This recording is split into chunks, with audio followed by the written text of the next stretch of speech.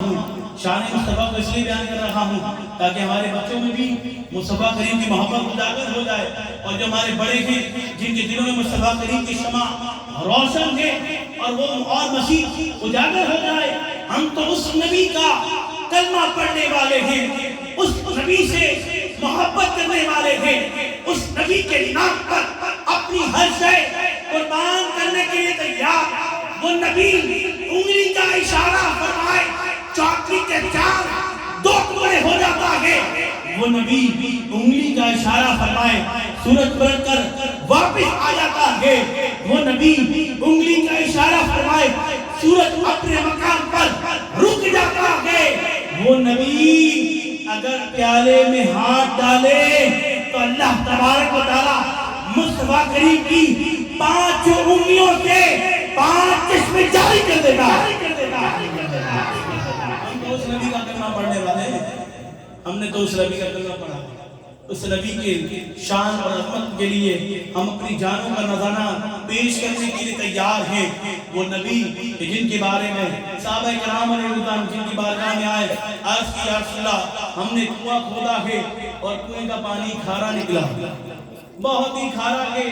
پینے کے قابل نہیں ہے، آپ کچھ کرم فرما دیجئے۔ اللہ کے رسول صلی اللہ علیہ وسلم فرماتے ہیں چلو کہ جو کنویں کے پاس لے کر چلو، کنویں کے پاس لے کر لایا گیا۔ اللہ کے رسول صلی اللہ علیہ وسلم نے اپنا لعاب دہن، یعنی لعاب کہتے ہیں تھوک کو، دہن کہتے ہیں منہ کو، منہ کے لعاب کو نکالا اور اس پانی میں ڈال دیا، اس کنویں میں ڈال دیا۔ صحابہ کہتے ہیں جب تک اللہ کے رسول نے اپنا لعاب نہیں ڈالا تھا ہم نے پانی پیا تو کھارا تھا۔ آج دنیا کے اندر آر او پلانٹ بنایا گیا، کھارے پانی کو میٹھا کرنے کے لیے کیمیکل ڈالے جاتے ہیں، لیکن قربان جائے ذات مصطفیٰ کے لعاب دہن پر کہ مصطفیٰ کریم اپنا لعاب دہن جس کنویں میں ڈالتے ہیں اس کنویں کا پانی میٹھا ہو جاتا ہے۔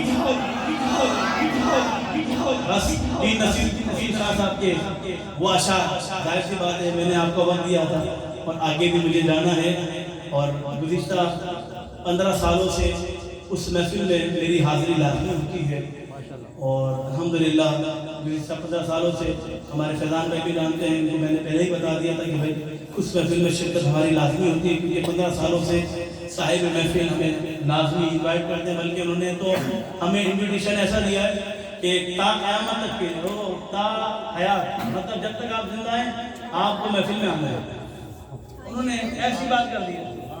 تو اب بھائی اتنی بڑی محبت کے اظہار کرتے ہیں، وہ بھی آپ نے بھی محبت کا اظہار کیا، بڑی پیار محبت کے ساتھ سماعت کیا، بس پیر نصیر شاہ کے اشعار پیش کر کے، کیونکہ وہ کیفیت آ رہی ہے، وہ وقت آنے والا ہے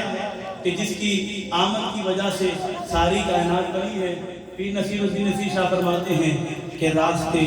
صاف بتاتے ہیں کہ آپ آتے ہیں۔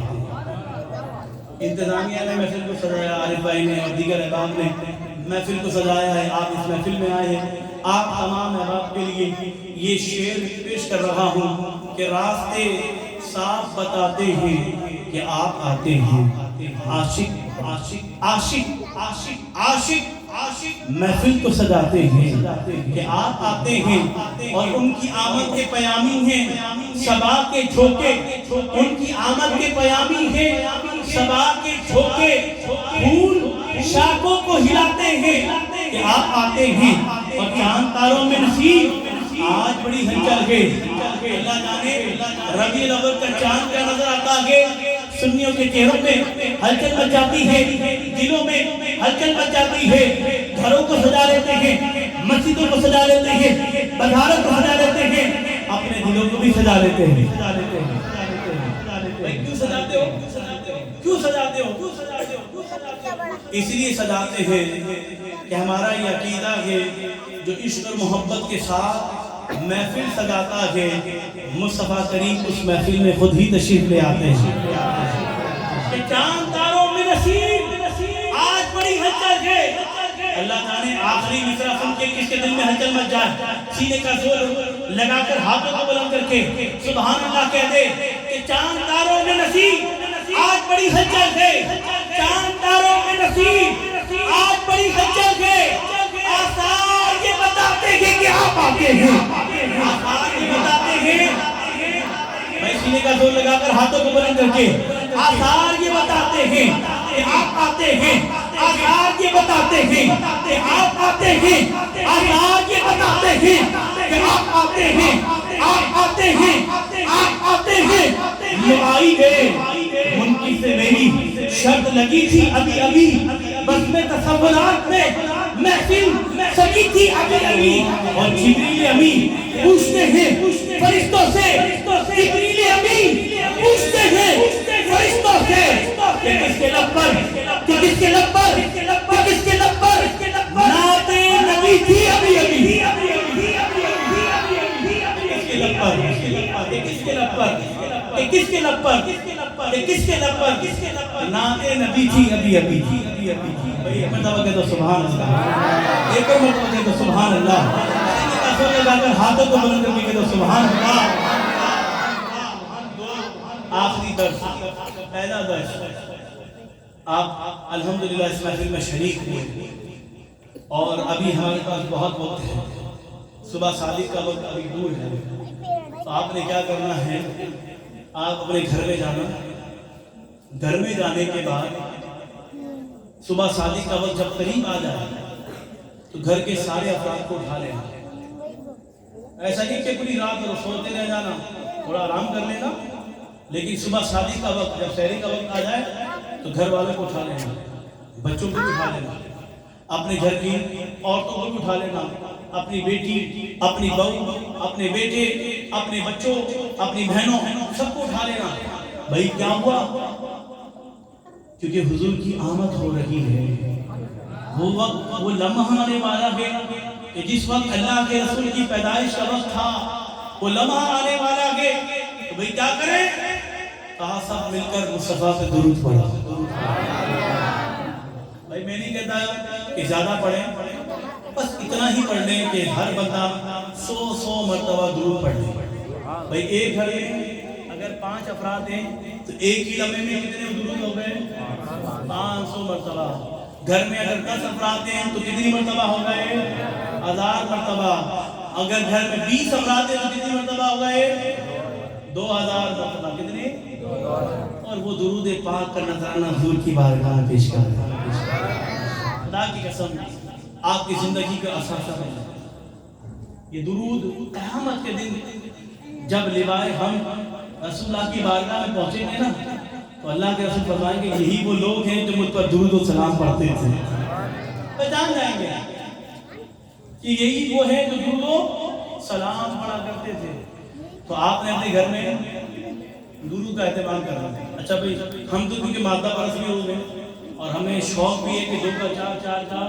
8 8 کا 16 ہو جائے، یہی ہوتا نا شوق کہ بھائی ایک گھر سے دوسرا گھر ہو جائے، ایک گاڑی سے دوسری گاڑی ہو جائے، ایک بنگلے سے دوسرا بنگلہ ہو جائے، ایک فیکٹری سے دوسری فیکٹری ہو جائے۔ ہم تو مادہ پرست لوگ ہیں نا، تو بھائی میں ایک مرتبہ درود کی فضیلت بیان کر رہا ہوں، اب آپ پر ڈیپینڈ کرتا ہے کہ آپ نے کتنی نیکیاں کمانا ہے۔ اللہ کے رسول نے ارشاد فرمایا جو مجھ پر ایک مرتبہ درود پڑھتا ہے اللہ اس پر 10 رحمتوں کا نزول فرماتا ہے، 10 درجات کو بلند کر دیتا ہے اور 10 گناہوں کو مٹا دیتا ہے۔ اب آپ نے فیصلہ کرنا ہے کہ آپ نے کتنی مرتبہ درود پڑھنا ہے، آپ نے کتنے اپنے گناہ معاف کروانا ہے، کتنی رحمتیں سمیٹنا ہے اور کتنے اپنے درجات کو بلند کرنا ہے۔ دوسری بات اور وہ اہم بات ہے، وہ بھی اہم بات ہے، اس لیے آج کے دور میں ہمیں رسول اللہ کی سیرت کے بارے میں معلوم ہے۔ حضور صلی اللہ علیہ وسلم کی کتنی اولادیں، کتنی بیٹیاں، کتنے بیٹے، کتنی ازواج مطہرات، رسول اللہ کی مکی زندگی، مدنی زندگی، رسول اللہ صلی اللہ علیہ وسلم اپنی زندگی میں کتنی غزوات میں شریک ہوئے، کون کون سی غزوات ہوئیں، ان تمام کی معلومات اپنے بچوں کو دلانا ہے۔ اور وہ کس طرح دلائیں گے کہ آپ اپنے گھر میں نہیں کہتا کہ سیرت کی بڑی بڑی کتابیں لا کر رکھ دیں، سیرت مصطفیٰ کی ایک مختصر اور جامع کتاب جو کہ مکتب المدینہ میں مل جاتی ہے، اور وہ کیا ہے سیرت مصطفیٰ عبد المصطفیٰ اعظمی رحمۃ اللہ علیہ کی لکھی ہوئی ہے۔ آپ وہ کتاب اپنے گھر میں لائیں اور جب بھی وقت ملے تو گھر والوں کو جمع کر کے حضور کی سیرت کو بیان کریں۔ تو گویا کہ آپ اپنے گھر میں بیٹھ کر خود بھی میلاد کر لیں. جو فضیلتیں آپ کو یہاں مل رہی ہیں وہ فضیلتیں آپ کے گھر میں بھی آپ کو مل جائیں گی. اللہ تبارک و تعالی ہمیں میلاد مصطفیٰ کی فضیلتیں حاصل کرنے اور میلاد مصطفیٰ سے جو مقصد ہے اس مقصد کو حاصل کرنے کی توفیق عطا فرمائے. وما علینا